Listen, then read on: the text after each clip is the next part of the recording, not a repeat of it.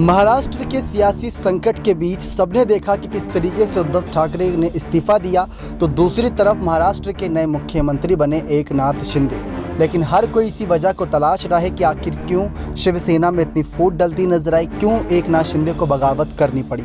लेकिन अब एक बड़ा खुलासा शरद पवार को लेकर शिंदे गुट करता नजर आया।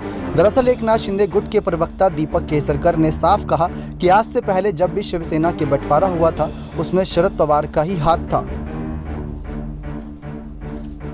साथ ही उन्होंने कहा कि नारायण राणे और राज ठाकरे की बगावत का जिक्र करते हुए साफ कहा कि इन दोनों ही नेताओं के पीछे शरद पवार का हाथ था। उन्होंने कहा कि आज शरद पवार की ओर से बाला साहब ठाकरे के सम्मान की बात की जा रही है। उन्हें महाराष्ट्र की जनता को जवाब देना चाहिए कि बाला साहब ठाकरे को जिंदा रहते हुए क्यों प्रताड़ित किया गया। उन्होंने एक मराठी चैनल से बातचीत में शरद पवार की ओर से शिवसेना और एनसीपी के साथ मिलकर चुनाव लड़ने की बात कहने पर भी जवाब दिया। उन्होंने कहा कि शरद पवार ने अक्सर शिवसेना के विभाजन के बारे में निजी तौर पर बात की थी। पवार ने नारायण राणे को शिवसेना से बाहर निकालने में मदद की थी। छगन भुजबल को खुद शरद पवार ने शिवसेना से बाहर किया था। इसके अलावा राज ठाकरे को भी उनका समर्थन हासिल था। महाराष्ट्र की सियासत में शरद पवार का बड़ा कद है और एकनाथ शिंदे गुट की ओर से उन पर सीधा हमला बोला गया और तीखे रिएक्शन भी देखने को मिले। आप सभी को बता दें कि हालांकि अब तक एनसीपी की ओर से केसरकर के आरोप का कोई जवाब नहीं दिया गया।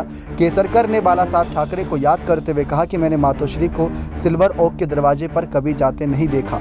बाला साहब कभी भी कांग्रेस एनसीपी के साथ जाने के लिए तैयार नहीं हुए। बाला साहब ठाकरे कहा करते थे कि अगर मैं अपनी पार्टी का आखिरी व्यक्ति हूं तो भी कांग्रेस के साथ नहीं जाऊंगा। एकनाथ शिंदे समर्थक नेता ने कहा कि इसलिए शिवसैनिक कभी भी शरद पवार के साथ नहीं रहेंगे। बता दें कि एनसीपी की राज्य कार्यकारिणी की बैठक में शरद पवार ने कहा था कि भले ही शिवसेना के विधायक पार्टी छोड़ चुके हैं लेकिन शिवसैनिक अभी भी है।